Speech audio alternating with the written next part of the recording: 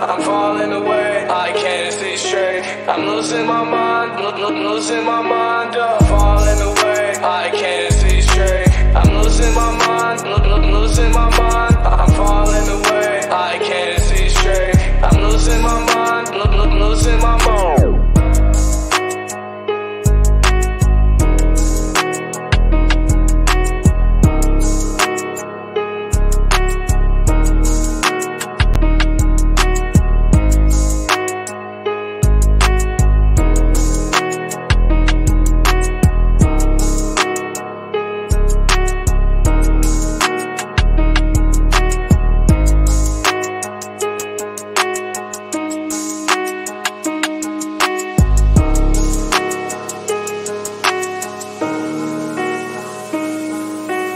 Falling away, I can't see straight. I'm losing my mind, losing my mind. I'm falling away, I can't see straight. I'm losing my mind, losing my mind. I'm falling away, I can't see straight. I'm losing my mind, losing my mind. I'm falling away, I can't see straight. I'm losing my mind, losing my mind.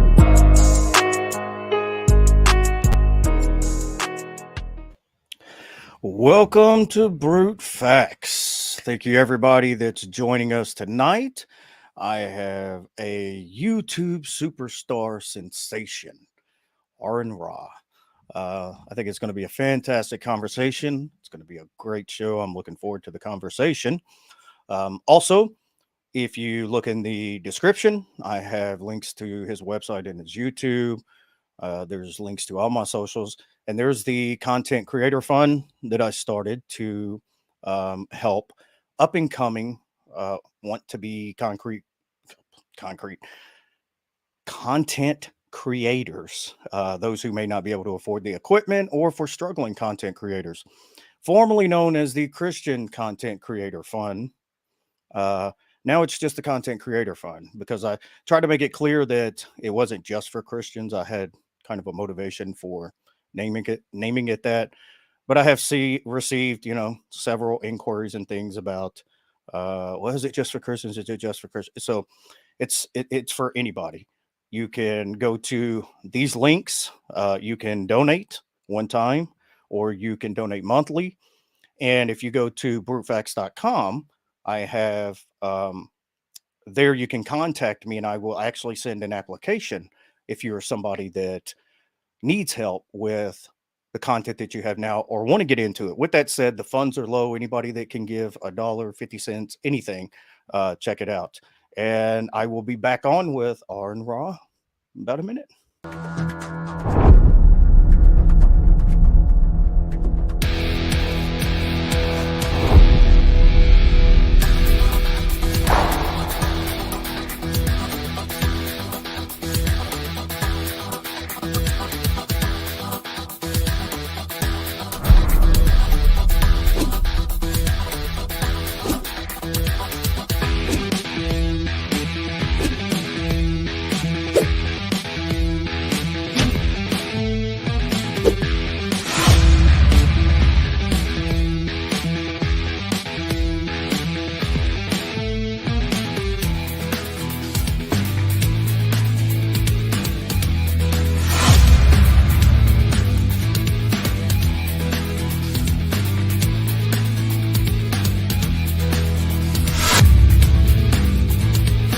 Welcome to the Brute Facts Podcast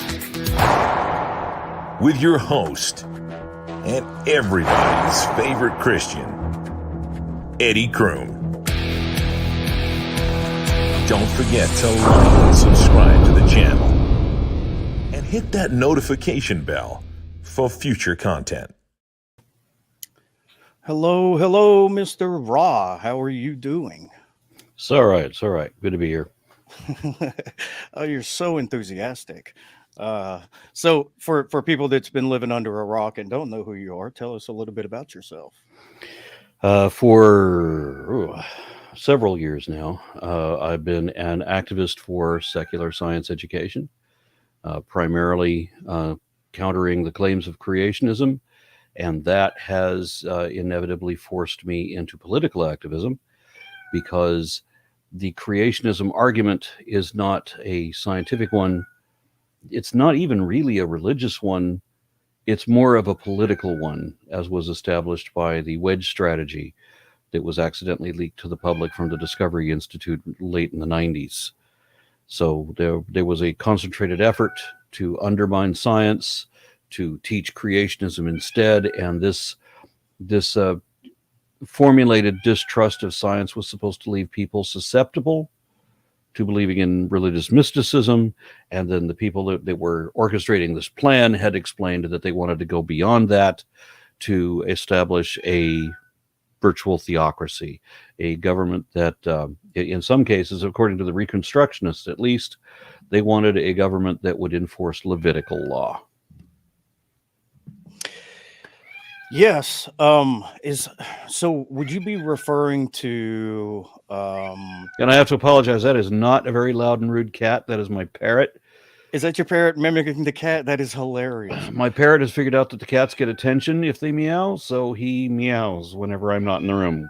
Yeah. That is well, when I first heard it, I thought it was my daughter in the other room who knew I was starting the show and was yelling. And I was fixing to mute it and pop you up on the screen by yourself and yell. And I was like, wait a minute, that's a cat. And now it's now I know it's not even a cat. Yeah, he was Oh. quiet until the show started. Yeah, I didn't hear anything in the background. So would It's that a be- downside of doing a podcast studio.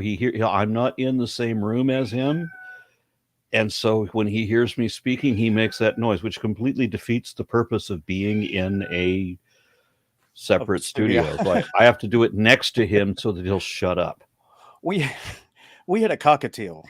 I love that bird, and every morning I would go in to make coffee. He would, without missing a beat, and I'm like, I look over there. I heard it every morning, and it's like every time I was still surprised by it, and I'm like, "You dirty bird!" I'm in my boxers, and I miss that thing. When I traveled for work, not hearing the bird sing in the morning and make the different noises throughout the day, it was like something was missing. I didn't think I'd actually miss it, but I do. He is going to town. He or she? He. Oh, that's why he's got to steal Yeah. the show, just like all us men. And when I do my green screen recordings, he has to sound off on those too, insisting on going rack, rack, rack, just to make sure that I have no usable audio. I had a customer back in the day that had an African gray parrot, and they had rescued it from a home, and they had taught that thing every possible cuss word, slur, and slogan that there was. So, you'd walk in the house, and the first time I ever walked in, he's like, "There's that son of a bitch," and I was like, "What? Who said that?" There's a freaking, this huge African gray parrot. Yeah, mine is one of the smartest ones. The African gray is the smartest. Mine is coming up on that pretty close. It's a double yellow-headed Amazon. Oh, yes. Those are nice too. And they're expensive, man. If anybody wants to know what that looks like, just imagine a bald eagle with the black part in green and the white part in yellow. What are the ones, the white ones with the mohawks you always see headbanging on different videos? Oh, that's the cockatoo. Cockatoo, that's right. Yeah, those are from Australia. We went to Australia, and I got to see a tree filled with what I estimated to be $10 million worth of cockatoos. Oh, too bad you couldn't bag them and bring them back. Yeah, exactly. I don't advocate that sort of thing, but at the same time, I know how expensive a cockatoo is, and it's just like this tree has got millions of dollars in it. It's just sitting there. Well, the first time I went to South Florida with my wife, she's from South Florida, Dade County, and there were literally flocks of parakeets, and I'm just like, look at all this money just flying, because I'm from Tennessee originally, and everybody pays good money, $50 to $100, depending on the parakeet at the time, and it's like these whole flocks just everywhere making all the noise in the world they could. Now, the parakeets in Florida, those are all going to be escaped pets, right? Initially, I think so. I think that's yeah, how they ended up, because it is the tropics. So I believe so. I think that's how they ended up with them. Kind of like the pythons there too, and the yeah, and the Everglades and iguanas, iguanas. Yeah. yeah, Yeah. Everything's all fine and well with exotic pets until a hurricane comes through and throws them all out in the wild. yeah. So, so you were talking about, were you referring to, was that the court case that actually happened in Tennessee about the creation, um, versus, or trying to get creation taught in, in school with, Well, the case in Tennessee was from 1925. That was what was oh, famously okay. called the Scopes monkey trial. There was a more recent case in 2005 that is much more relevant, and that was part of the plan that I mentioned, the wedge strategy that was released accidentally from the Discovery Institute, detailing their plan to turn the United States into a theocracy. Now, they weren't all Reconstructionists. They didn't all expect to enforce Levitical law. Right. But I've spoken with a number of these people who really do want a monarchy or some sort of authoritarian regime. They are not into the democratic system at all. They will tell you that the United States was founded on a covenant between God and Moses, and that that our judicial system was based on the Ten Commandments. But there's not a word of that that's true. In fact, the founding fathers were quite explicit in the fact that they wanted a system of government that would be the very opposite of the one that is commonly associated with Moses. A Yes. government that was of and by and for the people, rather than decreeing any god in the first preamble of the founding document, as so many other countries did up to that time. The United States was the first secular government, and consequently was the first and at that time the only government that could offer freedom of religion, because you can't have freedom of religion if the state has a declared religion that every other faith then has to show homage to. So everybody else becomes a second class citizen. Yeah. Yeah. And so we were able to offer freedom of religion by offering freedom from religion. And this was a model that many other countries have since emulated. And we, unfortunately, are going backwards with Yeah. all these people declaring that, the America is a Christian country that it never was. And as I said, the founding fathers were quite explicit about that. We were not based on the Ten Commandments. I forget which of the founding fathers specifically referenced the Ten Commandments when he said that we had nothing, that our government has nothing to do with the Ten Commandments. And then others like John Adams said that the United States is in no sense founded on the Christian religion. And there were a number of others that said things along the lines of, Christianity has its time and place, or maybe it's fine in this capacity, but we shouldn't have it in government. And if you allow the integration of church and state, then you'll ruin both government and religion. And famously, there was a number of people that said that no man should be forced by tax money to support the building of a church or the keeping of a church to which he doesn't believe. And the Supreme Court, I'm sorry to say, today violated that statute. They've now decreed that the government can offer federal funds to support the building of a religious edifice. Mm. That's, it. And so when I have the conversation, my conversation is, I'll even go as far, with Christians like that, that talk about founded as a Christian nation and things like that. I would say, okay, let's just for the sake of argument, just concede that you're right. Right now, just because Christianity is the majority religion here in this country, you're okay with all of these things.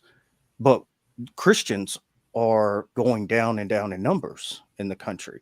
So what if Muslims come here and they become the majority? Now you've already set this precedence of allowing religion in the government and theocracies and things like this. What are you going to say about that? You're just going to revert back to, well, it's supposed to be a Christian nation. And I'm like, we need to halt all of this talk about having any religion in, because just because we are the majority right now, I mean, that is a Christian, just because we are a slight majority, um, then it doesn't, it, you're opening the gates for all of these other religions. It could be one day, and they're totally going to be up in arms and pissed off if that ever happens. The big problem with the people you're talking about is that they seem to be unable to realize that things change. But if you look at the demographics of the United States, for example, if you go back 500 years, the demography here was very different than it is now. It's going to be different years from now. Right. And people don't understand that if whatever you think a Christian country means is not going to be that way. I mean, just in the course of in the last 25 years or so that I've been an activist, we've got the atheism has gone from 3 to 5% of people of the population that would admit to being atheist, to the non-religious, or those who abstain from religion, have no denomination, don't declare religion to be important. If they have no religious beliefs, they're effectively atheist, even if they don't know what the word means, because a lot of people don't. So the population of unbelievers and effectively atheists has, I've watched it eclipse Judaism, and then I watched it eclipse Catholicism in recent years, and I think we just recently eclipsed Protestants as well. Now, not all of them together, Right. but either of the factions by themselves. There are now more unbelievers than there are Protestants. Yeah, and Now, another important thing to remember is that Christianity is in a state of decline around the world. Atheism is on the rise in all 50 states and globally. well, I think it is in the third world countries. It's on the rise, but Well, it's on the rise here in the United States as well. no, I'm talking about the Christianity in the third world countries, but more the developed countries. You're right, it is. It's definitely on the rise there. But With the third world countries, they're mostly Catholic, and the Catholics, like the last few popes, for example, have endorsed evolution. So we, at least it's not the creationists are not in control there, but to a large degree, we have religion, or Christianity is in a state of decline, and Islam is the fastest growing religion yes, there is. So it doesn't take a lot of forethought to realize that there's less and less Christians every day and more Muslims every day. Then it becomes a race as to who's going to get to the majority first. Yep. Is it going to be the atheists, or is it going to be the Muslims? And if it's the atheists, then we still have protected freedom of religion, and because that's what we're all about. And if it's the Muslims, well, then you lose all that.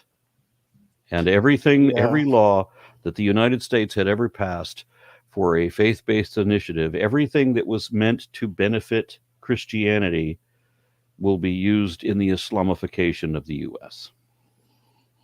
Yeah, and all of the Christians that wanted to fight for these things, recognizing Christianity and the Bible and the Ten Commandments and all these things in government, ain't nothing they could say about it, because they're setting the precedent for it now. I've noticed an awful lot of hypocrisy when there are faith-based initiatives passed, when there's funding for religious schools or whatever, and then like some Muslim group will go, okay, good, we want our share of those funds, and then suddenly the Christian activists remember what secularism means.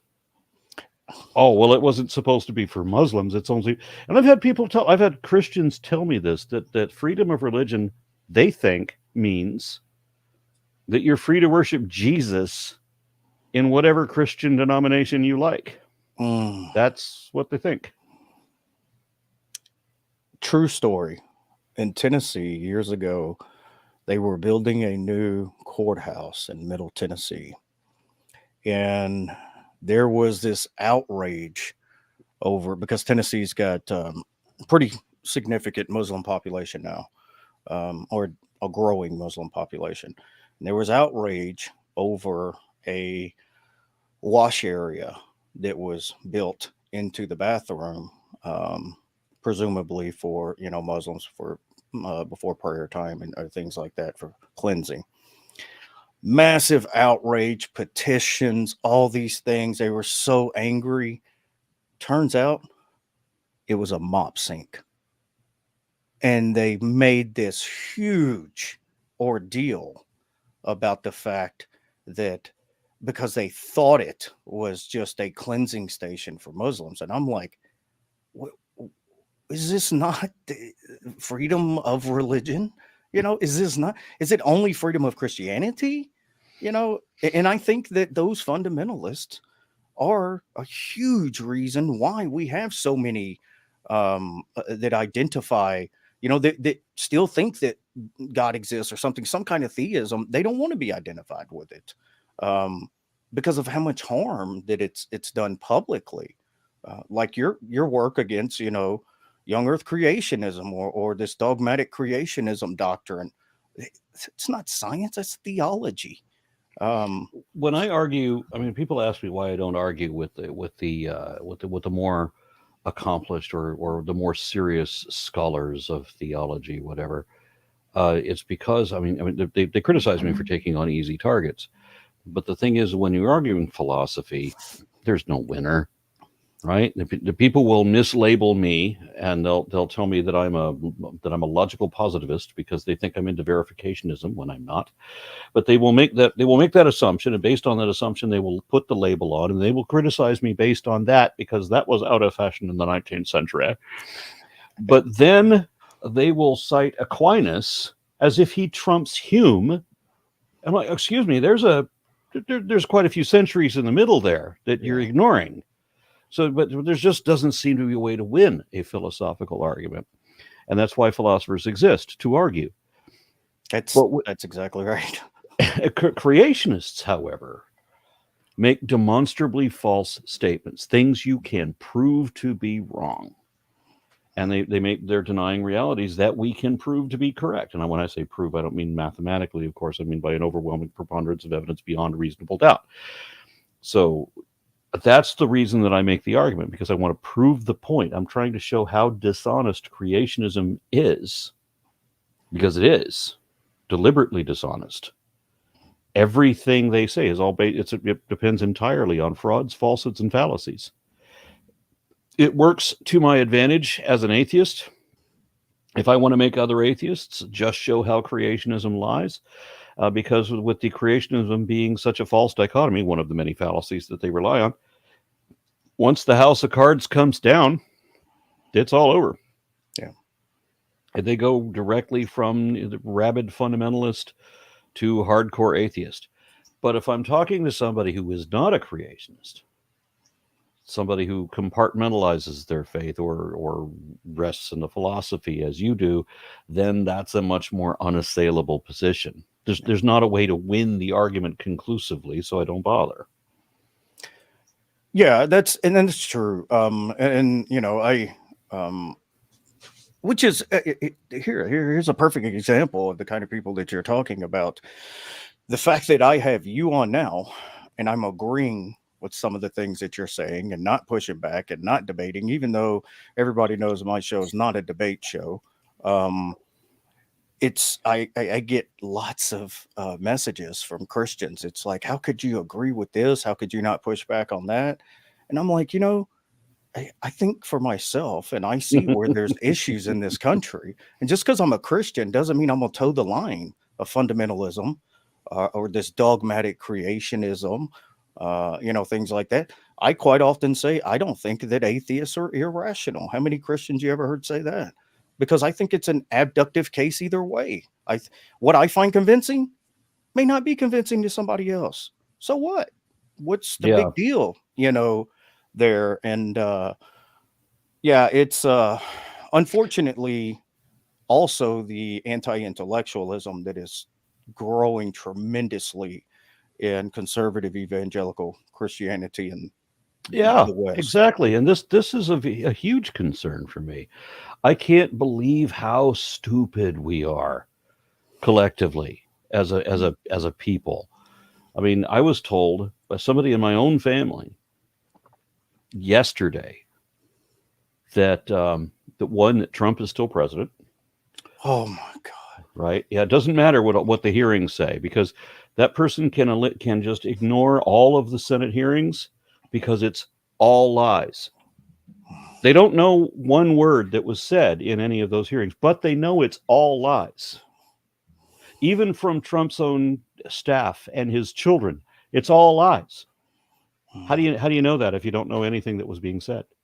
That's Yeah, and this same person told me that the reason that Putin planned the invasion of Ukraine for the goal of expanding Russia to its Soviet size, the reason that he did that years ago while Trump was president was because Biden would be president and now wants to supposedly start a nuclear war with China. And that's the fact that Biden doesn't want to do this. None of that is true. But how could it's like blaming Obama for his response to 9/11 when he hadn't even been elected yet. yeah, You know? You're right. That's Yeah. I mean, so no, Putin did not invade Ukraine because he was following Biden's bidding. That's not what's happening. yeah. Somebody was asked one time why they debated flat earthers, and the person, was, hopefully if I can change one mind, if I can change his mind. And the response to them, I don't remember exactly where this was, but it was so phenomenal, was when you have a conspiracy of things like that, you're into alternative science, you're going against what's overwhelmingly the case in scientific theory and all of these things. You, at some point, you leave rationality behind. And so when you're arguing with people like that, you are arguing with people that are so far into it, they've left rationality behind. You're literally arguing with an irrational person. The way And I've described it is creationism requires a degree of reality denial. You have to deny mainstream science. And cognitive dissonance. Young Earth creationism requires that you deny a bit more than the old Earth lot do. And then if you're into flat Earth, well, then you're just denying even more reality. And if you're a geocentrist, well, then you're denying even more reality, until you get to the point where you have people who deny all reality altogether, who just say that everything is imagination, that all reality is imagined. Yeah. And consequently, only the imagination is real. Well, here's what I often say. It's not really popular, of course. Now, I love just my brothers and sisters that are young Earth creationists, as long as you're not dogmatic, arrogant, out there trying to affect policy and things like that with it. You can be a young Earth creationist. I love you. But I often get a lot of pushback because, and this is my point, I think that flat Earth is easier to defend than young Earth creationism. And the reason I say that is, at least with the flat Earth idea, you have intuition to fall on. It looks flat to you. If you're just walking around, it looks flat. Well, young Earth creationism, everything points to being old. There's not even the intuition there. It's counterintuitive. So I think they're in a worse scenario than the flat earther in that instance. I was driving across Iceland from the town of Fluther on my way to Selfoss. And I can see this mesa ahead of me. And I know the shape of that mesa. I know that there's a kind of a foot at the foot of the mountain. There's a jutting thing that goes to the next town. And I can't see it from where I am now. But I know that as I continue driving toward that mountain, I'm going to see more and more of that mountain. And then again, eventually I'm going to see that bottom piece. And eventually I do. So I'm watching more and more of that mountain be exposed the closer I get to it. So it doesn't even look like a flat Earth if you're just on it, if you pay any attention. Yeah. But if you're a flat earther, then you are required to deny any and all reality, all evidence. Evidence is meaningless. Yeah. Yeah, but if they never take that trip or anything and they just walk around everywhere, at least they can realize and say, I have an intuition, it's flat. I had an argument with a flat earther that lasted 5 hours, and it was the only Oh, reason it man. did was because it was morbid curiosity. Oh, I just had to know, is this really the absolute stupidest person I've ever encountered in my life? One of the many things that he said that amazed me was, I'm like, have you ever been on an airplane? Because I mean, there's a lot of things that you'll notice that contradict what he was saying. I mean, specifically, he was saying that the reason, get this, the reason that he believes that the earth is flat is because he saw the clouds behind the sun. Now, if the clouds are relatively thin, they will not obscure the sun. And the sun will look like it's piercing right through them. It could even look like they're behind him. Now, that would have to be a very special day, because we've all seen every other day when the clouds move in front of the sun, and now it's we're in the shade, right? Everybody has experienced that, but he's got a cognitive dissonance. He's got a confirmation bias thing going on. right. So he imagines that he sees the clouds behind the sun, and so he's just forgotten all of those times that the clouds were in front of the sun, and now he thinks that it's possible for the clouds to get behind the sun. And I bring up, have you ever been on an airplane? Because apart from the stratus clouds, which look very different than most, cumulus and most types of clouds that we see, only the stratus clouds can be above the airplane at its cruising altitude of 35 to 40,000 feet. All the clouds are going to be way below you, right? And so you're going to know there's no way those clouds were behind that. The sun's still in the same spot in the sky as it always is, but the clouds are way the hell down there.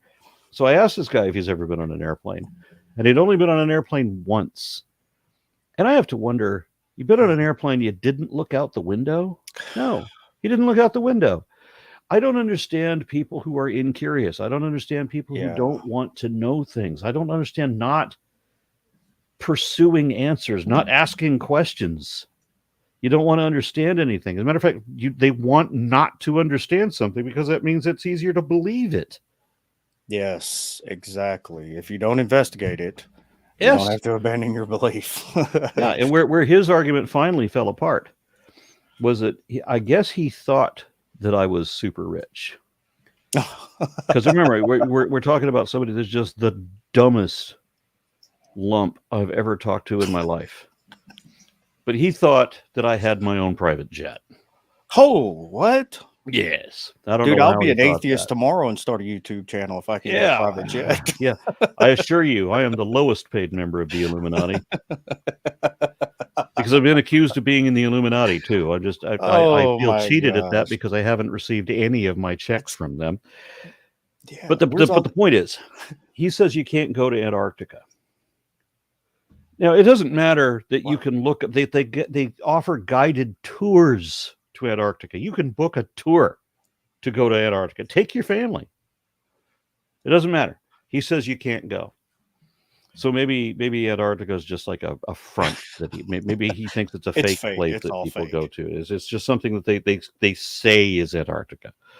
I'm like, well, here this is what we could do. I said we can do this. I know people who can do this. Let's do this. We go south of the what is it, Cape of Good Hope, South America, Chile. We just continue south. Yeah, we follow the maps. Yeah. We get to Antarctica. We land at one of their stations. And with some jets, you can have enough fuel to do this. You take off from that station and you follow the coastline. Just follow the coastline all the way around the continent. And you just you notice you're going to be we go, let's say we go clockwise, we're going to keep banking to the right. All the way around the island, or the continent, rather. However, if you're right, then we would be banking ever imperceptibly to the left, and we would run out of fuel long before we get to our destination. If I'm right, we would go all the way around the continent and land where we left off. And then you would know. And you would be able to see the sun's position throughout all of that. And you would know. And he got angry. He thought I was going to force him onto my private jet plane. He thought I was going to force Oh him to man. surrender his precious belief. Mm. And that's what revealed to me that he doesn't believe that himself. Not really. Yeah. He knows that it's not really true. It's just something he likes to make believe. And that's the most alarming thing. I've found a number of people who have, in different ways, phrased this sentiment that they know on some level that what they believe is not really true, but they believe it anyway. In at least one case, I had somebody admit it exactly that they knew it's not true, but they believe it anyway. Matter of fact, my best friend said that one of my best friends said, I'm Christian because I like to believe that, not because I think it's true. Wow. And I don't think he ever understood the logic of what he just admitted to me. Man, yeah. You can't make these things up. I mean, it's something. So, I mean, with young Earth creationists, I want to build a TARDIS. I want to build a convincing TARDIS. Since these people are dumb enough to think that I have my own jet airplane, why not have a TARDIS? And then just see if they will get on board. Because we're going to go back. We're going to go back 10 million years. You're a young Earth creationist. You think the Earth was only here 6,000 years? Yeah, we'll go back. We'll go back 70 million years. I'm going to go show you dinosaurs. But if they believe it, if they believe what I'm saying, that it's a real time machine, they won't get in. That's because they don't want their belief disproved.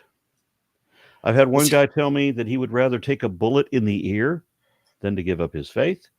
I had another woman tell me that if she had absolute proof that Jesus died on the cross and was never resurrected, if she had the time machine and she could go back and see this for herself and watch Jesus's body rot, she said that she hoped that her faith would be strong enough to keep believing even when her eyes told her otherwise. Wow. So the problem that I come up with is that it's about whether you care what the truth is. So I have a philosophy that doesn't allow me to be easily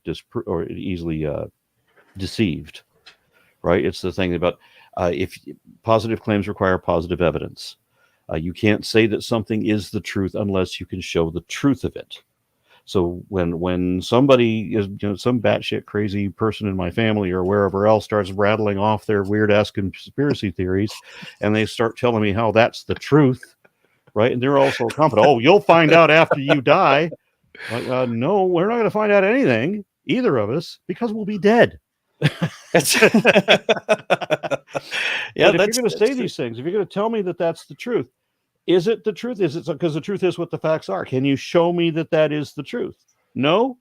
Then you don't get to call it the truth. That's the rule that I have to live by. You're going to have to live by that too. If you're going to talk to me, you don't get to say your shit is true when you don't get to show the truth of it.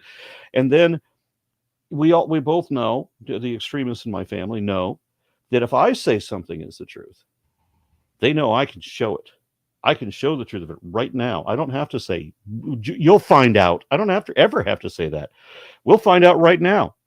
I'll show you right now. Look it up. Google it. Let's go. They won't do it. They will not look at the evidence, any evidence I present. I've had people in my family plug their ears, close their eyes, and go, yeah. I mean, adults who don't want to know what the truth is because they have to believe something that they already know is not evidently true. Before we get too far from it, I don't typically highlight comments from the chat during the show, but this one was epic.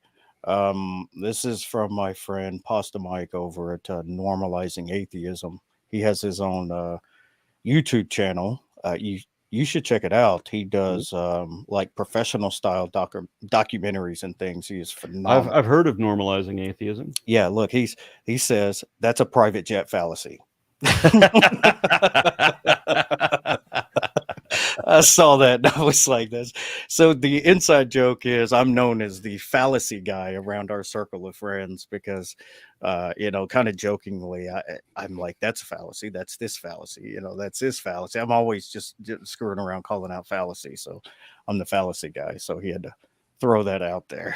What is the fallacy when they say we can't teach evolution because it's harmful to our culture? what is that? The argument from Oh, consequences. yeah, that could be. I would say that it's probably an argument from emotion, or it could be a slippery slope fallacy. Well, when they say that even if it's true, we shouldn't teach it because it would be negative consequences of learning it.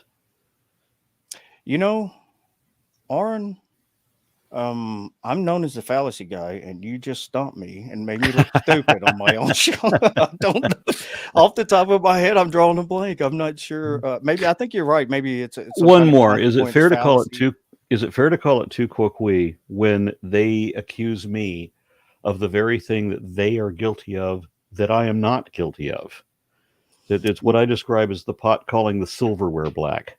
Yeah, no, it would have to be you doing exactly well, them pointing out that you're doing something wrong when the point of it is they're you're addressing what they're doing wrong. So to just fire back and say, well, you believe this and you do this, well, that doesn't address what was brought up to begin with. Well, what ends up happening to me, all the time is they want to accuse non-religion of being religion. That a lack of religion is somehow a religion, and the rejection of faith is faith.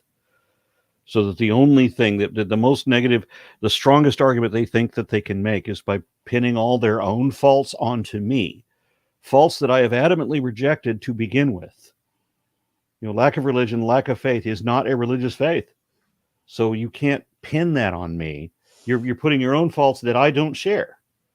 Pot calling silverware black. Yeah, I often hear that charge too, uh, about atheists, like well, it's a religion to them. It's a religion to them, and it's no, it doesn't really fit any definition of religion. Yeah. Yeah, they may, there's a lot of atheists that are passionate about it because they see certain consequences that may be a result, or they don't like it's like political opinions, or I don't think there's as much. I'm not going to say none, but I don't think there's as much as this party's right and this party's wrong as it is what you prefer, what your idea of how a country should be run and things. Of course, certain parties can do certain things that can hurt a demographic of people or specific people. So it's fair to say, that's right or wrong. But typically, I Yeah. mean, the atheist is, Getting careful. We just moved from religion into politics. we're going to And get back over to politics is far religion. less. Politics is so much less rational than religion. Oh, I agree. Absolutely. It is the most tribalistic team sport that we have in the U.S. And the biggest thing that I have with the politics is often the same kind of argument that I have with religion is the false dichotomy. Okay, when they say that both sides are just as bad, I get so irritated at that argument. If I've spent a career, and I have, if I've spent a career citing the villain of the day, all of these bills, all of these ridiculous statements, all of these attacks on education, all of these undermining of human rights, all of them, every single one of them always only ever been a Republican. Everyone. I got them by name. Here's the video where they said the thing. Here's the quote directly. Here's the bill they're trying to pass. Named out, right? Yeah. And then somebody will say, Democrats are just as bad. Really? Find me a Democrat who is as dumb, as dishonest, as corrupt, as evil as Ted Cruz or Louis Gohmert or Lauren Boebert or what is it, Marjorie Taylor Greene, or any of dozens of other people, including the governor of my state. Find a Democrat that is as bad as any of these guys.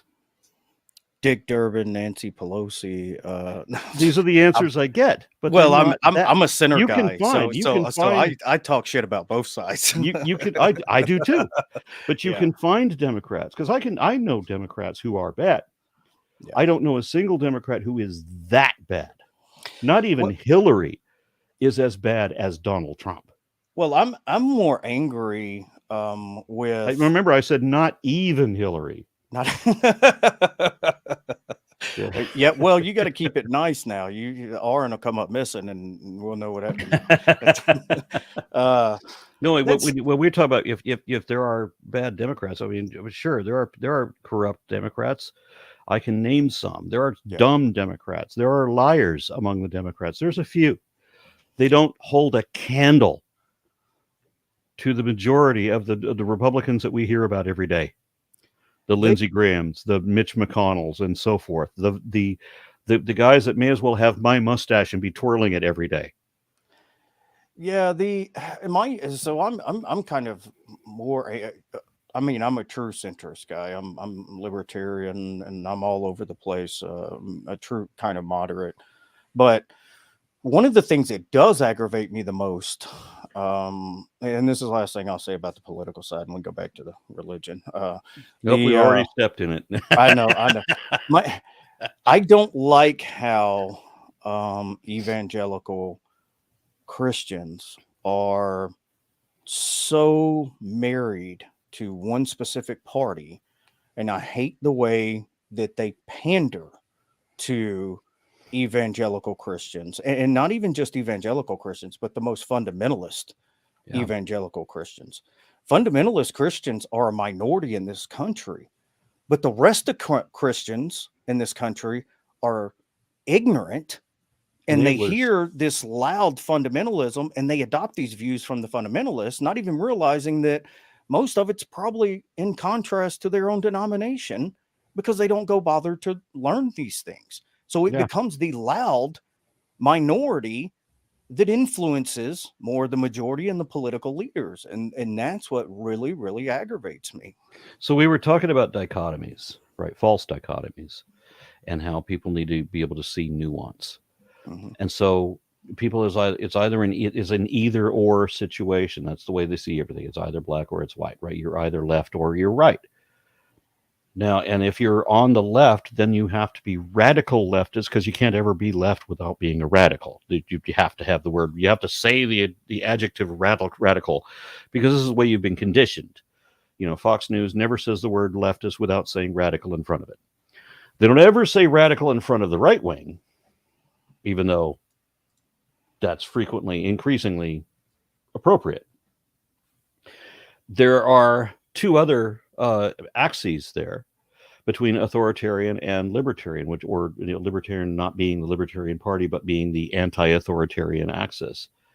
And so people don't realize that there's not just two. They want to say that there's only two boxes that you are in, but those are actually two extremes, and there's a broad area between them, and then there's another dimension to it, because whether you're authoritarian or whether you're not authoritarian, every president in my lifetime, Republican or Democrat, every single one of them has been in the authoritarian right quadrant.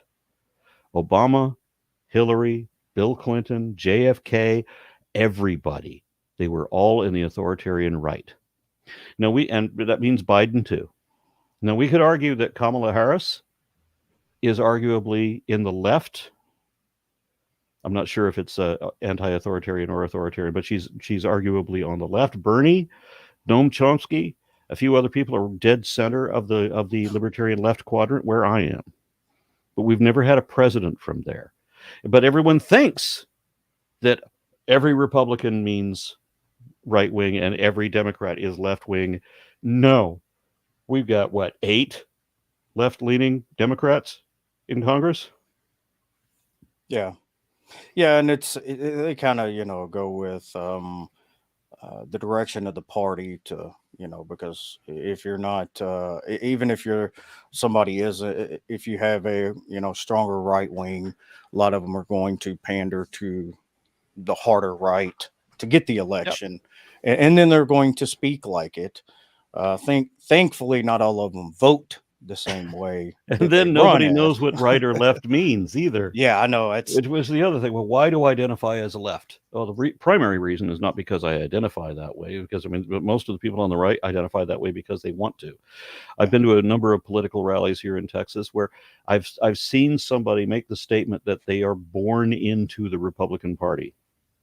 that people in Texas, and this was a Republican speaking, he's speaking to a Republican audience, admitting that, we think we owe our party loyalty as a birthright because we were born into the Republican Party. You were not born into a political party. That doesn't work. You grow up, you make decisions, you decide what policies make sense to you, and that determines what your alignment is.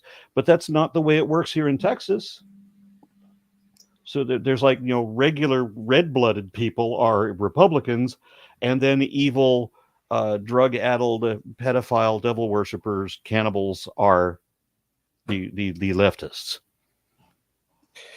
But the reality is that leftists, I identify as left because I took a handful of political quizzes, at least a half a dozen of them. I took a half a dozen on independent political quizzes, different series of questions and such, and they all put me in exactly the same place. No variation between them. So I figure that there must be some legitimacy to that. So that's I have objective evidence for me being in that quadrant.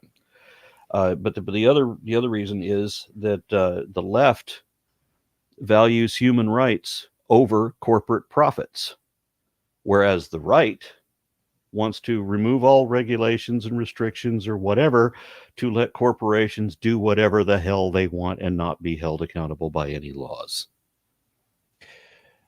Yeah, and I just remembered, this is kind of all making sense now because you ran for office, didn't you, as a Democrat? Yeah, for about a minute and a half. You filthy scoundrel. No. I was in politics just long enough to know that I did not want to be in politics. Yeah. I'm no good at begging for money, and that's really all it is. Our system is so flawed, fundamentally. I forgot who it was that said, if you want to see, paraphrasing, a good man go bad, then send him to Washington. It's because it is, you see the juniors that come in on both sides, and it's like all of this, I'm going to do this, I'm going to do this, I'm going to shake this up, I'm going to do this on both sides of it. And then when they get there, they realize, hey, they're holding the purse.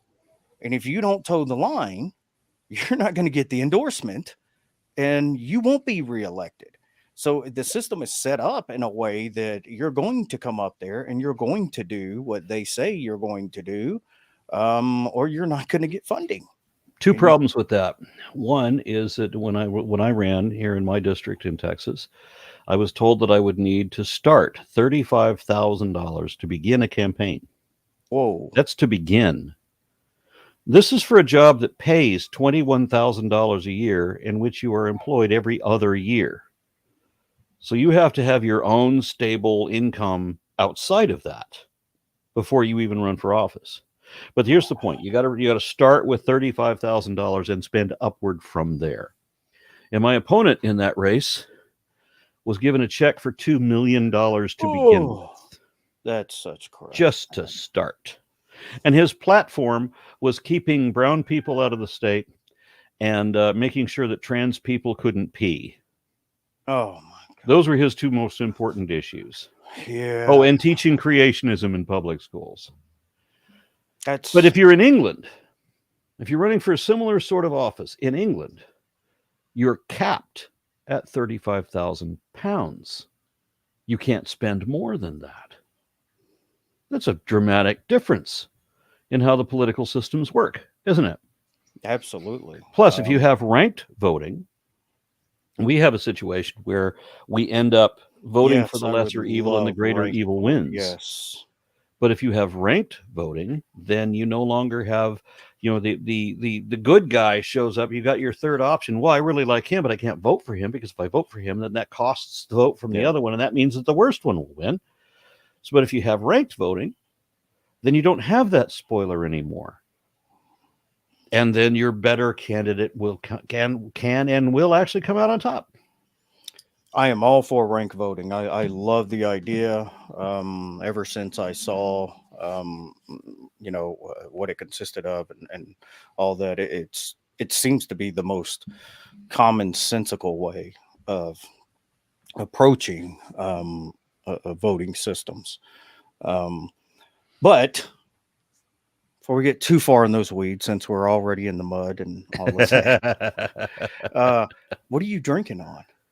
Oh, at the moment, I'm drinking. This is a local brew, Revolver Blood and Honey. Are you in Texas? You live in Texas now? I do. I don't normally drink yellow, but when I drink yellow, it is always this. If I can get a hold of this. The only other beer I've got, which is much better than this is a good beer, but the other beer I have is so expensive I can't afford to drink it. Oh, wow. So are you a Shiner Bock guy? No. No, it irritates the hell out of me. I go anywhere in Texas. I say, what's the darkest? I say, what's the darkest beer you got? And they always say, we got Shiner. I'm like, that's not dark. I think the black is dark. Yes. Well, I'm on the opposite end. I'm a bourbon and whiskey guy. Yeah, that's the other beer that I can't afford to drink. It's bourbon barrel aged. It's several years old, and it cost me $25 per 12-ounce bottle. Whoa! Yeah, it's also I think 16% ABV. Well, there's that. So, yeah. I'm drinking on Jameson Irish whiskey. I've been to that distillery. Really? Oh, and Bushmills. And I like some Bushmills. My Jim, he was in the chat earlier. I'm not sure if he's still there. He's our local whiskey and bourbon connoisseur. So he gives me now bourbon. I know my bourbon, but I never really was into like Scotch and Irish whiskey and all that. And he had told me, I said, hey man, I want to get some good Irish whiskey that's not super, that oak kind of rough taste that a lot of Scotch, I don't know why they like that. He said, then try Bushmills. And I was like, okay, I'll try it. And I got some the other night, and it is absolutely phenomenal. It is. It's a lot better than Jameson. I will say that. Yeah. So, my son-in-law's name is Jameson. So as a wedding gift, I gave him a bottle of Bushmills. Oh, there you go. That's how you do it right there. Yeah. So I went to Aberdeen.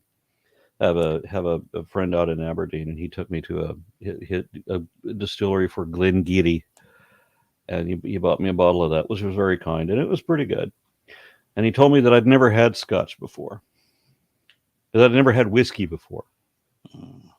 And I said, well, I've had Jack Daniels, Bushmills, Jameson, Johnny Walker.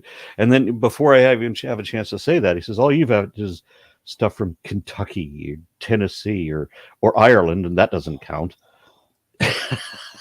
Oh, them's fighting words right there. Ireland doesn't even count. It doesn't even count. I haven't tried a Scotch yet. I think I like. Apparently, if it ain't Scottish, it's crap.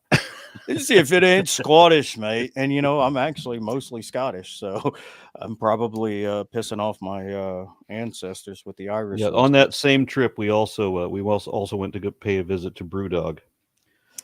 Brewdog. Being a beer guy, I had to go to Brewdog. Yeah, light beer. I'm just a light beer guy. I'm a sissy when it comes to, what it is? It's the more hoppier it is, or the darker and thicker it is, I get like flush just all in my face. Being, I guess, Scottish and English, it gives me, after a while, gives me a headache. I can't do the. Well, I don't know how much we've turned off your audience already, but I mean, since we just changed topics so violently, but I prefer my beer to be. It must be at least double-digit ABV. I like it super thick, creamy, chewy. I want to be able to have to chew it. It needs to be so thick that it pours slowly. The best beer for me is one that when you pour it out of the bottle, it looks like you're draining the crankcase of a 65 Chevy. That's the first time I saw the Samuel Adams Dark on tap in Boston. I was like, what in the world is that? I mean, it was like black. coming out. Oh, Will Stewart said, if you say Bud Light, Eddie, I'm unsubscribing. I love Bud Light. Shut up. Why do that to yourself? Why not have a beer instead? Hold on. Wait a minute. We're going to settle this right now. I was in El Paso, Texas, and there was Colombian police officers that were being trained for a lot of the cartel and drug wars and things going on in Juarez. And this whole group of Colombians, the hotel I was at, the bar, had all kinds of beer on tap.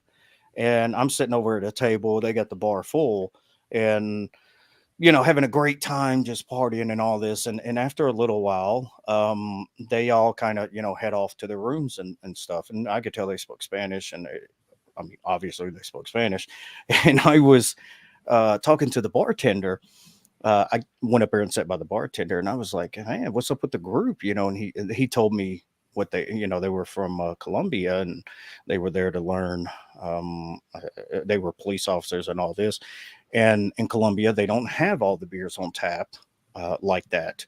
And he said, so they were sampling all the beers. And I was just joking. I was like, because being from Memphis, I have a lot of Mexican friends, and they love Bud Light. Right. And I was joking. I said, let me guess, out of everything they have up there, they like Bud Light the most. And he said, absolutely. I said, get the hell out of here. It was Bud Light was their favorite. My first time in Ireland. I mean, I go into this classic Irish pub. It just the exact perfect. Imagine a perfect concept of an Irish pub. This is it. Wooden everything's and quite lovely. Yeah, but they were selling Guinness, of course, and they also had Schmittix, which I can't understand why they even make Schmittix. But then they also had Budweiser, American Budweiser. I'm like, I asked the bartender, why do you have Budweiser here? You're Irish. Be proud.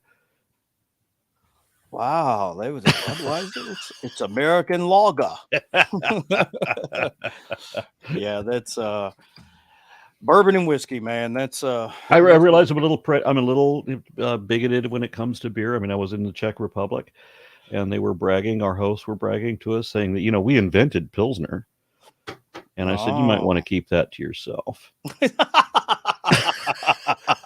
Well, see, and that's I'm going to let the cat out of the bag here. I am a Belgian beer guy. I love Shock Top and the Blue Moon. Yeah, now I don't go as far as putting oranges and stuff on there, but I do, especially on tap. I like them.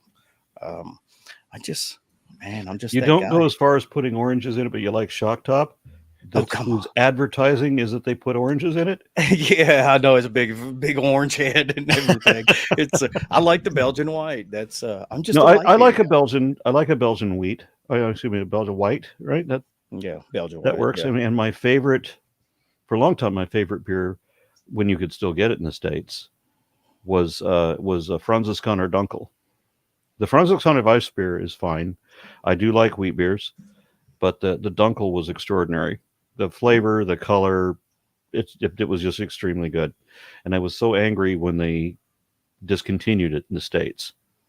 I went to Sydney, Australia. They took me into a bottle shop, and I just happened to walk up to an aisle where they had Franziskaner Dunkel, and I filled the shopping cart with the shit. You just feel it to put it in here, all of it. Yeah, I want all of it. I'm going to be here for a week. It's good. That's right. I did. Now I will say one thing. There is a beer that I really like on tap, and that's Dos Equis. When I can find it on tap, to me, it is just crisp and it's not heavy. So I don't always drink beer, but when I do, sometimes I'm asleep. But when I'm a teenager, it's Dos Equis on tap. No. It's somebody in the chat, a friend of mine. What was that? He said, it was come on, where was it? That was funny. Oh, Stella Artois. That is so nasty.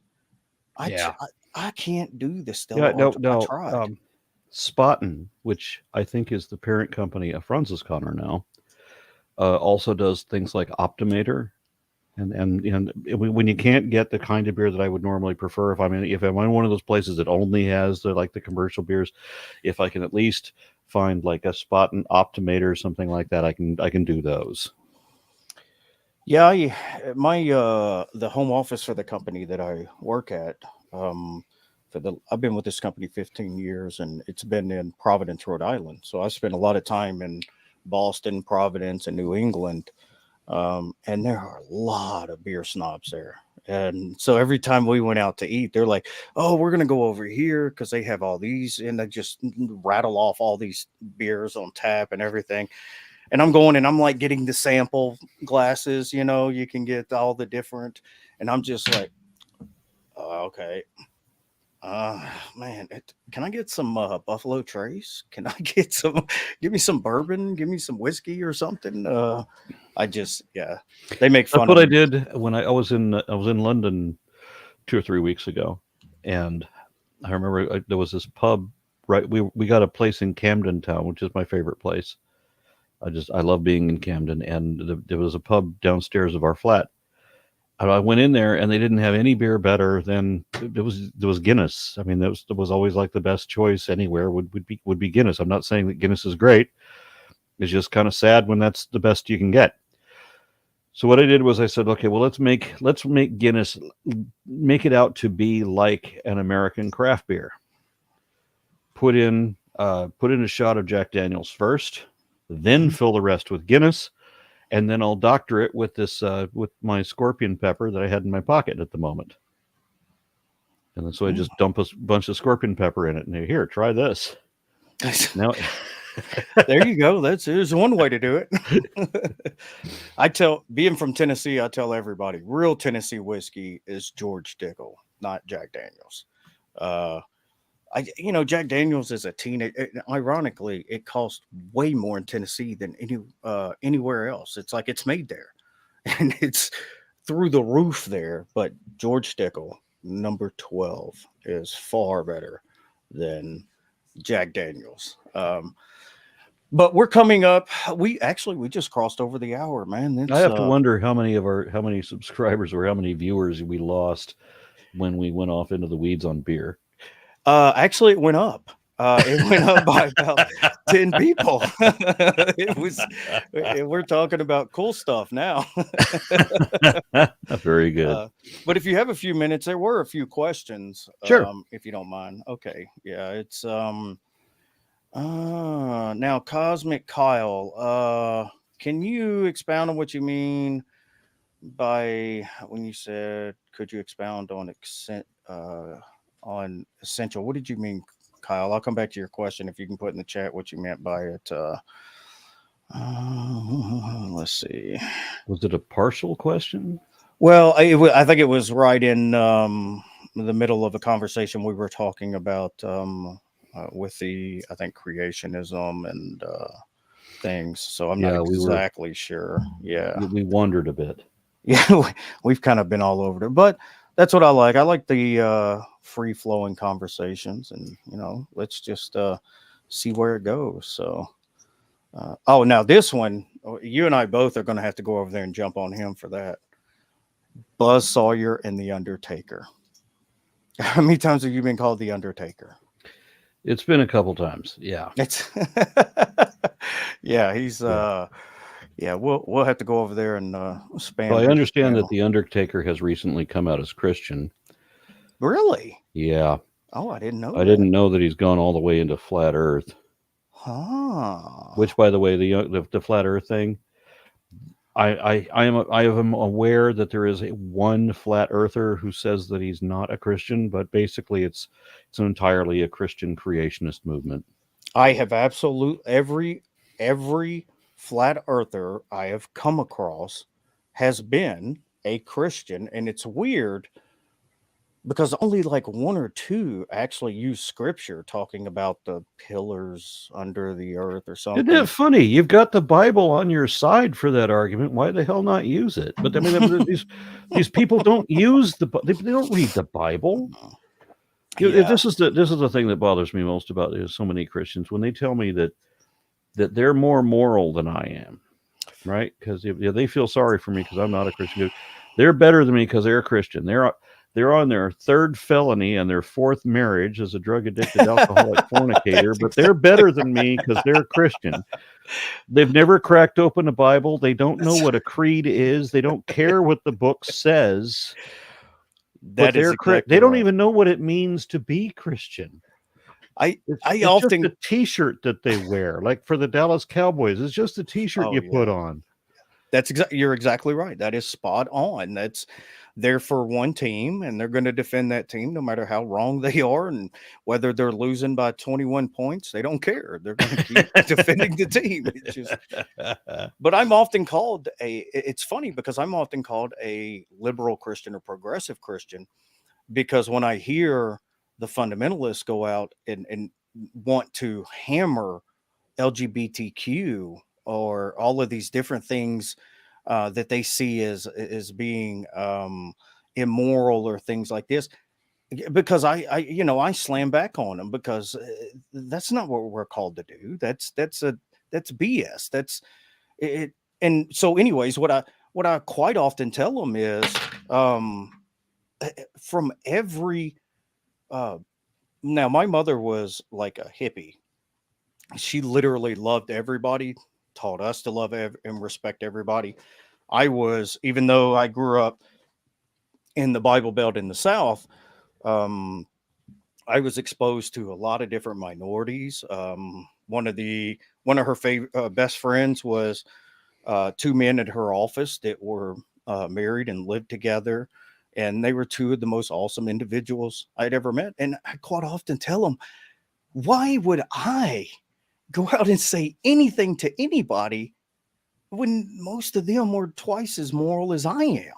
What the hell? I've got my own problems. Why do I need to go out and say anything to anybody else? That's between them and God. If God exists, then that's between them two and God. They're adults. They can do whatever they want. I've got my own problems. So, but oh, oh, I like that one. That somebody said that they call me the sexy Christian. I doubt that, but so Kyle asks, what is the most dangerous form of science denial in today's world? Interestingly, I saw Dennis Prager say that he didn't care if you're, what kind of believer you are, whether you're Jewish or Christian or whatever, but he didn't care if you're a creationist or what have you, as long as you didn't object to vaccines and medical science. And he now himself objects to vaccines and medical science. It's just a huge degree of hypocrisy.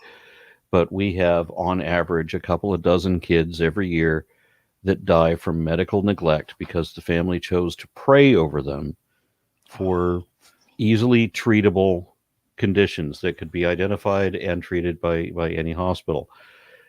But partly is because we don't have a medical care system in this country that's worth a fuck. And it's partly because parents are so stupid that they don't have any idea how to get free medical care if they need it for their kids. Mm. And partly because they believe in fucking magic. Oh, I am so.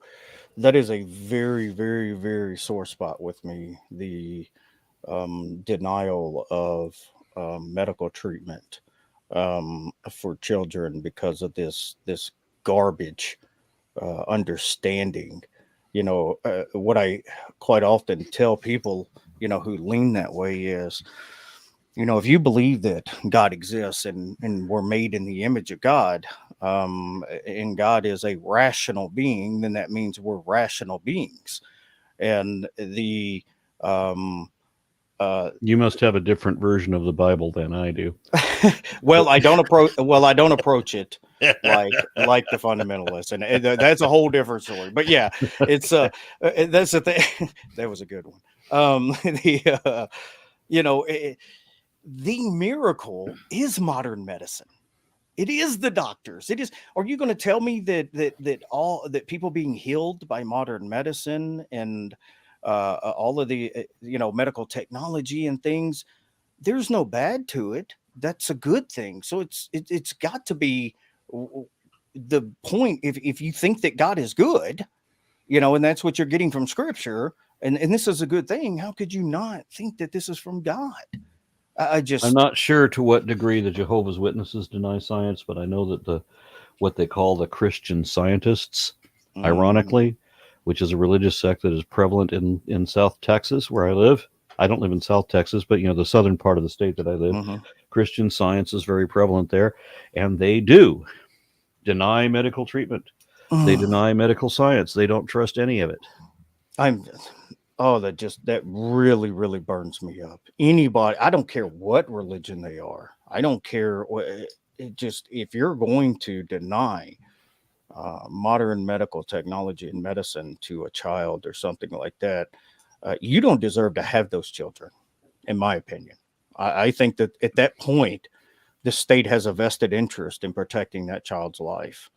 And I don't think in any kind of way that's a violation of religious freedom. We don't have a religious freedom to allow our children to die and suffer. Yeah, I don't want to make a comment about that because the foster system that we have, it sucks too. Yeah. So I don't disagree with that. Yeah. Yeah. Pasta Mike says it is argued that teaching evolution degrades values, undermines morals, and fosters atheism. It's considered appeals to consequences. Is that? Yeah, well, it could foster atheism. I grant that. Teaching evolution does not degrade values. I agree. I would argue that religion technically degrades values. It very often does, and certainly promotes things that we should not call values, things like exceptionalism and nationalism and racism and so forth. But with evolution, you are one with everything, just like the Buddhists want to be. We are connected to all other things. It's like Obi-Wan Kenobi said, that we're part of all related things, one with everything. We are one. We are a part of nature, not apart from it. And the problem I have with a lot of believers is they deny the real world, as we brought up earlier, to pretend that they are fantasy beings in an alternative reality, that they are not of this world. Yeah, That's just more reality denial. You're saying you've replaced in your mind, you've taken out the dreams and made them the reality that you live in, and you've put the reality in the dreams. And I actually, as a Christian atheist, don't necessarily disagree with that. I think so many Christians live, quote unquote, heavenly minded. It's almost like this world doesn't mean anything. And it's like, hey, you're here and we have to deal with you and your you have children and you vote. So how about you kind of get your head back here where we're at and kind of focus on, the life that we're all experiencing together. And you talk about degrading values. Think about this. I mean, I've met so many people who think that life is this torturous period that you have to endure just to get to the heavenly gate afterward, right? To the eternal afterlife. And that nothing seems to have any value. Nothing in the world has any value. Not even your own family has any value compared to that. And now that's a loss of value, isn't it? Whereas if you think that life is precious because it is short, that it is temporary and it's not repeating, then we have a tendency as humans to value most of that which is rare. And what is more rare and fleeting than the remaining moments of your life or of somebody else's life? So yeah, no, I think we value. I think people who accept the science of evolution, I think, value life more. We're certainly not what is often accused of us of being racist, because whereas there have been many people, famously in history, who said that God created the separate races on the separate continent with the intention that they remain separated, and that only one of those races, according to some of these ideologies, even have souls and properly count as humans. Yep. People who accept evolution, of course, have a very different view that we are all related, that we're all equally. Right. And then I would go as far as to say, because I do, and for my Christians out there who may not like my position, I believe that evolution is true, and that the universe is old, and the Earth is old, and I don't think that has any conflict with Scripture. Maybe your And we're neither the interpretation. biggest. We're neither. The Earth is neither the biggest thing in the galaxy Right. nor the center of it. and for a lot of my Christian brothers and sisters out there, aliens probably exist. I mean, given probability, But and the they're not in vast, our government. yeah, yeah, they're not lizard people. Stop that. No, you're right about that. It's no. What I was going to say is, I think that so I'm a kind of person that, given the fact that we share so much DNA, not just DNA, but kind of a higher level of awareness with other animals such as elephants and higher primates and things like this. Well, the dog that was just here, he's at my feet right now. There are dogs that use these electric pads. The dog puts the paw on the pad and it says a Yes. word, right? So that the dog learns a new word on the pad. And then, because I know my stepdaughter has a dog that they have this pad, and the dog and her communicate through this electronic pad.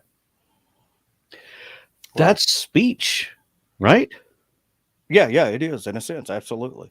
Yeah, And I mean, so they don't have the cognitive ability we do as far as communicating ideas, yeah, but that doesn't mean that they are in any other way intellectually impaired. yeah. That's my thing is I really struggle with the fact that we take like elephants and bonobos and gorillas and orangutans, and we put them in a zoo and hold them because of. I mean, how many times has somebody been to the zoo and you can look at the gorillas and things, and they look sad? You know, that's not just they're mimicking some kind of altruism that we have. They actually probably are sad and depressed, and It's one of the hypocrisies that I admit to, that I tend to give. I tend to think that a higher level of cognizance bequeaths more rights.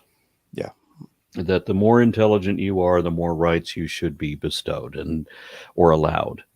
And of course, that when you talk about elephants and the other primates and such, yeah, we shouldn't be putting them in these kind of positions. Which is why I've kind of given up pork. Pigs are smarter than dogs. Oh, come on, man! No, not the smoked ribs. You're Yeah, sorry. Oh well, you're in Texas, so you get the brisket, so you're cool. Yeah, I mean, I haven't completely. I said Yeah. it's a hypocrite. I'm a hypocrite because I haven't given up meat completely, but I Oh, know I'm that I with you. should.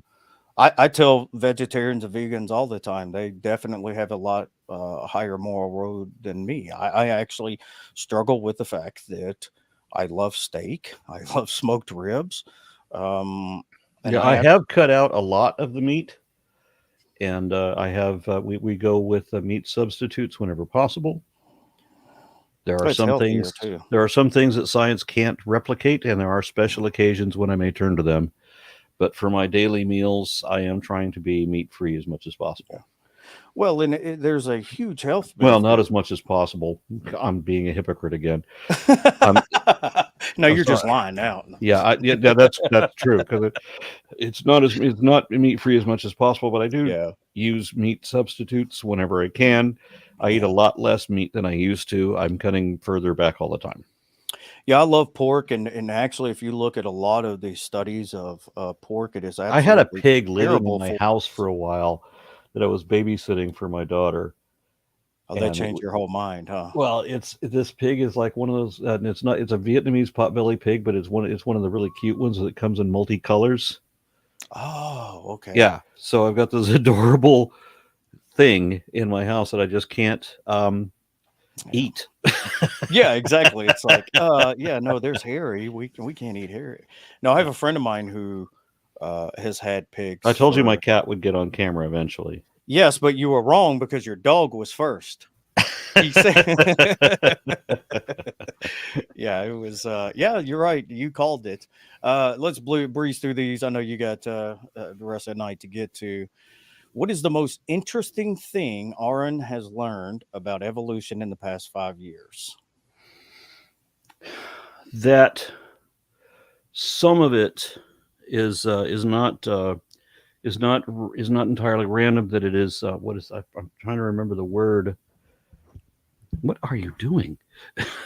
Teleos or Yes, yeah, that teleos it's or that it is telos. determined. That it is in a sense directed. Right. Yeah, that it's not entirely accidental. There are certain areas of the genome that there are mutations that is protected against mutagenic agents. There are some places where mutations that are positively encouraged, or that positive mutations are encouraged. I was surprised to find that out. It makes perfect sense Yeah. that we would have a system that would be like that. It was just hard for me to wrap my head around the fact that is in fact the case.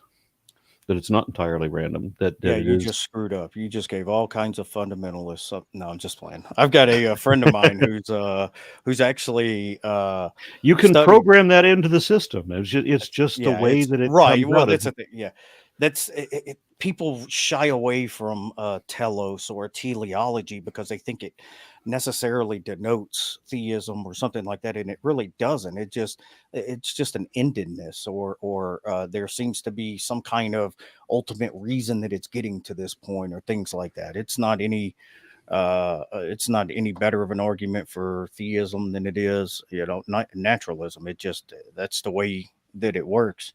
But I've got a friend of mine who's actually studying philosophy of biology that I've been trying to get on, and eventually I will, about this issue in biology and the avoidance of using words like telos and or teleology because of the perceived ramifications or things like that. And it's like it doesn't lead to that at all. There are systems that can be incidentally deterministic, and that was the surprising. That there's much more depth to evolution than Darwin could have imagined. I mean, he came up with natural selection. Good on him. But that's actually not the main determinist. That's not the main mechanism of evolution. And now we're finding, it's actually genetic drift, and we're finding that there's more to that, significantly more than he could have even guessed. Yeah, that's a good point. Iron Charioteer wants to know: are all religions made up? Yes. And what is the worst made up religion? Scientism. The worst made up religion is going to be a hard call. It's going to be Abrahamic. Yeah, it's Come on, either Aron, going to you gotta be. throw me a bone, man. Come on. Yeah, I'm sorry, I can't. Scientism is the worst. Yeah. What is it? Yeah. I would argue that everything from Abraham on down is defective. Yeah, you would. Let's see. I mean, we can get into it if you want to do like a different show about that. Yeah, we can. No, I would definitely be open for that. I would love to hear your thoughts on it. Like I said, I think that would be a whole show unto itself. Yeah. I don't typically do debates on here, but I would love to hear your position, lay it out, and kind of get into the nuance and things like that. I see the next question. I debate atheists all the time, and sometimes Mr. Ra comes up. Ask Aron about his surname, Ra. I want to know why he has the sun god as a surname, since you're off topic anyway. I don't think there is a topic. Yeah, well, when I got into Usenet, I started, ouch, you're hanging off your claws. Get off of me. That's why the Egyptians thought they were gods. Yes. Okay. So I got into, when I first got online, I had a computer related job, unlimited overtime, and it was just the easiest thing to do. So I'm taking all these customer calls. There's the same call all the time, and at the end, so just to keep myself from going into mindless boredom, I get onto Usenet. I get onto Talk.Origins. So I am now arguing the religion versus science kind of thing. This is since the late 1990s.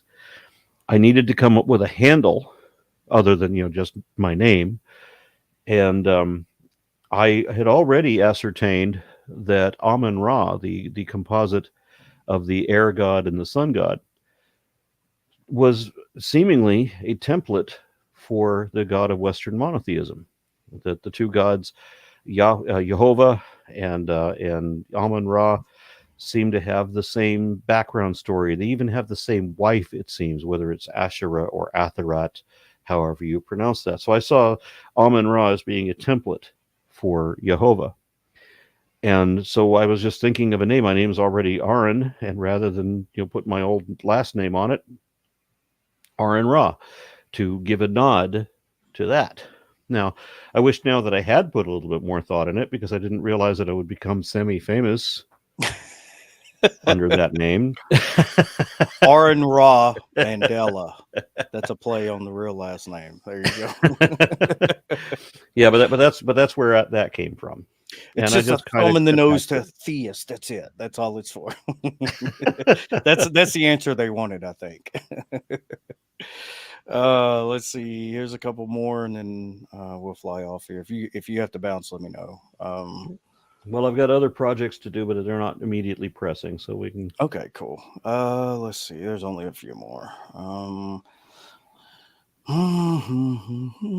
was it at? It's funny. I talk to people that like friends from back in the day, and I say, you remember 30 years ago when we would be sitting on the sofa wishing there was something good on because we didn't have anything better to do than watch TV? Yeah. Well, I can't even remember that because we're all so incredibly busy now. I agree 100%. Yeah. That's I haven't turned on a television. I mean, sports. That's the only time I turned it on. Sports. Yeah, I've turned on a television to watch something if I want to watch a specific movie or a documentary. I would sometimes watch a YouTube if I want to, something like that. If it's a special occasion kind of a thing, not a TV show.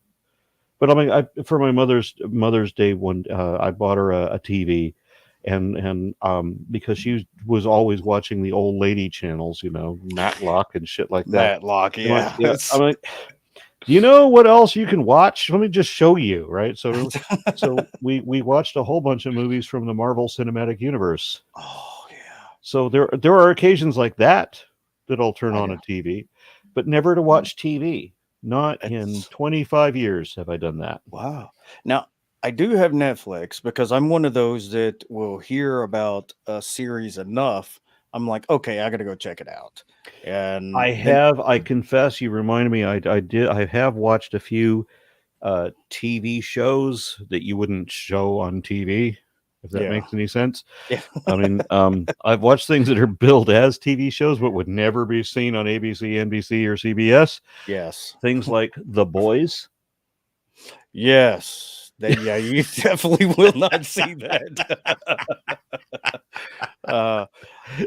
I'm actually currently vegging on, and if you haven't seen it, the first couple of episodes, it takes a minute to get hooked on it, but then once you're hooked, it's there. It's the Peaky Blinders on I haven't Netflix. seen that one. I did see one that I absolutely fell in love with, like right away. My wife got the audiobook for American Gods by Neil Gaiman, and we read that on a road trip because we do a lot of road trips. Yeah. And then they came out with a TV series, and the cinematography for the TV series, and I just thought the writing, everything was so good. I fell in love with it, and it takes, if you haven't seen it, it takes 4 episodes to get into it, but you will get into it. Yeah, I'll check it out for sure. Yeah. And as I said, just the cinematography alone is a selling point for this show. Yeah.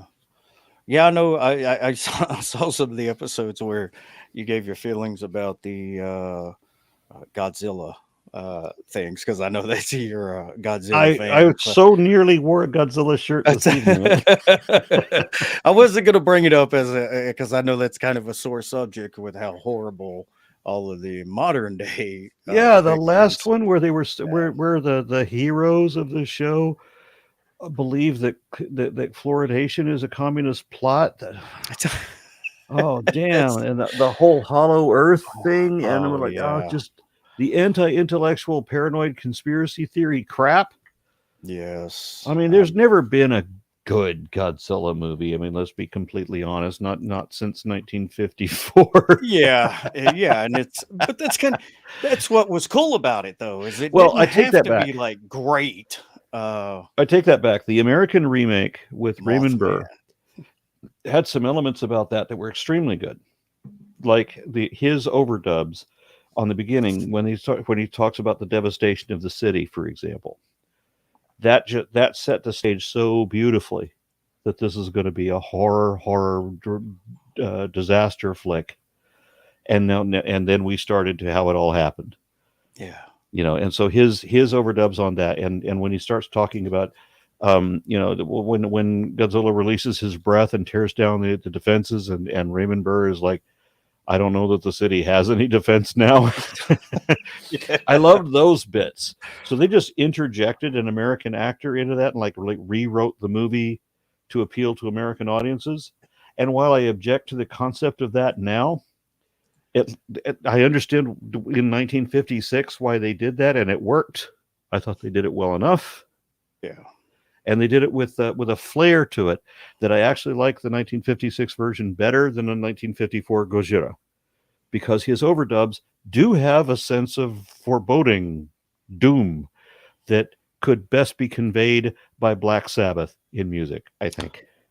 Oh, Black Sabbath, you're going way back to my my days of partaking of the herbal wonder that grows on.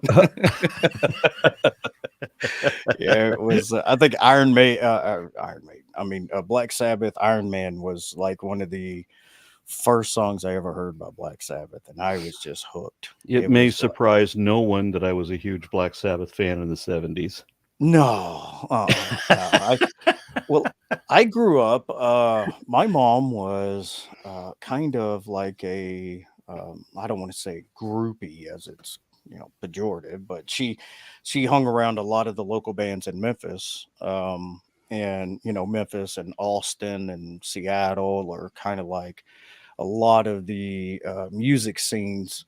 And I grew up really on a lot of classic rock, classic metal, AC/DC and Black Sabbath, and I mean, you name it, we listened to all of it all the way up until I still like metal now. It's I'm definitely a metal guy, but I do like a little hip hop and kind of mix it up a little bit. So um, I wish I was more versatile. As versatile as I get is classic blues. now that is being from Memphis, I love blues and blues rock. I mean, to me, a perfect night on the weekend is going to Bill Street and finding a dark club, where there you got a guy up there, it's got a steel guitar and he's playing blues and blues rocks, and I got me bourbon, you beer, coming and just enjoying the music. That's fantastic. Because the blues guitar, I could listen to no lyrics blues guitar with drums accompaniment, and bass, of course. But primarily listening to that. You know how blues guitar is. Yeah, yeah, absolutely. Yeah, I could just fill a night with that. Yeah, that was one of my favorite things about Stevie Ray Vaughan. I mean, even when Stevie Ray didn't sing, he just played. I could just, man, I could listen all night. All right, we got to get off here because I know you got tons of things to do. So let's. Last question: do you think philosophy is important to be well versed in philosophy when arguing against a religion? Well, philosophy is important when you're going to argue philosophy, of course.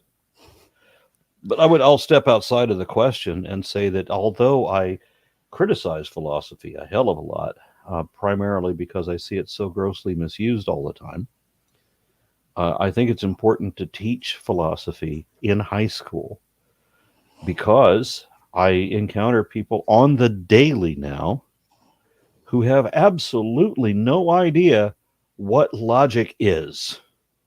Oh gosh, critical thinking, please. Can we make critical thinking a mandatory course in high school? That would violate Yeah. what the powers that be want to Yeah, do. absolutely right. Jason Torn, ironically, is an atheist friend of mine. He is now a theist because he thinks Stevie Ray Vaughan was a god. I always thought Lemmy was God. Absolutely.